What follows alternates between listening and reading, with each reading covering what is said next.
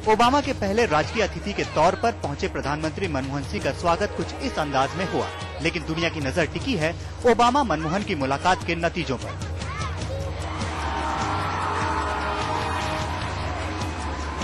दोनों मुल्कों के रिश्ते में परमाणु करार का पेंच अब भी फंसा हुआ है। आज तक को मिली जानकारी के मुताबिक अमेरिका को परमाणु ईंधन की सप्लाई पर कोई आपत्ति नहीं है, लेकिन वो एटॉमिक फ्यूल की रीप्रोसेसिंग पर नियंत्रण रखना चाहता है ताकि उसका इस्तेमाल सैनिक कार्यक्रमों के लिए नहीं किया जा सके। इसीलिए अमेरिका भारत के न्यूक्लियर रीप्रोसेसिंग प्लांट के निरीक्षण का अधिकार चाहता है, जबकि भारत इसे अपनी संप्रभुता के खिलाफ मानता है।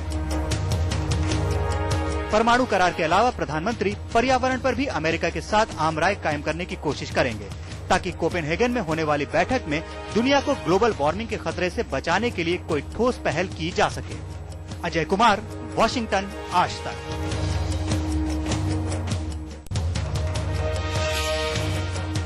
कुदरत ने मचाया है कहर और देखते ही देखते मिट्टी में मिल गई इमारत। कुदरत के आगे बेबस हुआ इंसान, आंखों के सामने ज़मींदोज़ हुआ सपनों का आशियां।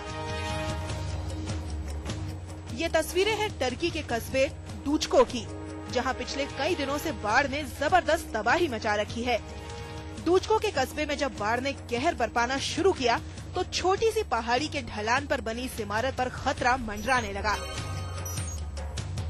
इमारत के मालिक को इस बात का एहसास पहले ही हो चुका था कि पानी की धार की मार कम नहीं हुई तो उसका आशियाना बिखर जाएगा, लेकिन उसके पास इतना भी वक्त नहीं था कि वो अपने घर से साजो सामान बाहर निकाल सके। घर से वो बाहर आया ही था कि महज 22 सेकंड में ताश के पत्तों की तरह गिर गया उसका मकान।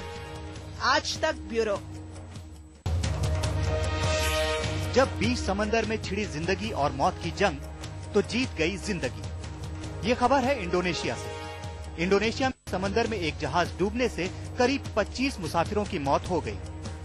इंडोनेशिया के बॉटम द्वीप से दुमाई एक्सप्रेस 10 नाम का एक जहाज 288 मुसाफिरों को लेकर दुमाई द्वीप रवाना हुआ था, लेकिन सफर के दौरान समंदर की तेज लहरों ने जहाज का मस्तूल तोड़ दिया और देखते ही देखते महज 30 मिनट के भीतर पूरा जहाज पानी में डूब गया।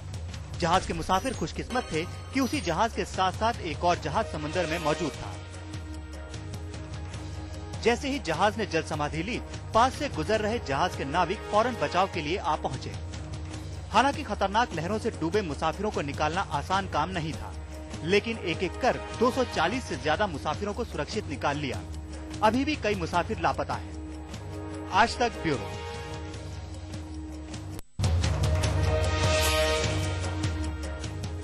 पानी ने मचाया उत्तरी इंग्लैंड में प्रलय। पानी पानी हुआ कैम्ब्रिया जिला। ढह गया 150 साल पुराना पुल। उत्तरी इंग्लैंड में कुदरत का ऐसा कहर पहले नहीं बरसा था। तूफान के बाद बारिश और फिर बाढ़ ने यहाँ ऐसे हालात पैदा कर दिए हैं कि जनजीवन बुरी तरह अस्त व्यस्त हो गया है। कैम्ब्रिया जिले के 1000 से भी ज्यादा घरों में पानी घुस आया है। सड़कें ध्वस्त हो चुकी हैं।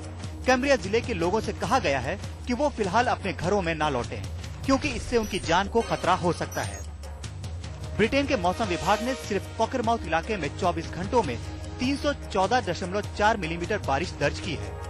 बाढ़ ने यहाँ ऐसी तबाही मचाई कि 1840 में बना कालवा ब्रिज देखते ही देखते जमीन पर आ गिरा। इस पुल के गिरने से उत्तरी इंग्लैंड का तटीय शहर वॉकिंगटन 2 हिस्सों में बढ़ गया है। आज तक ब्यूरो।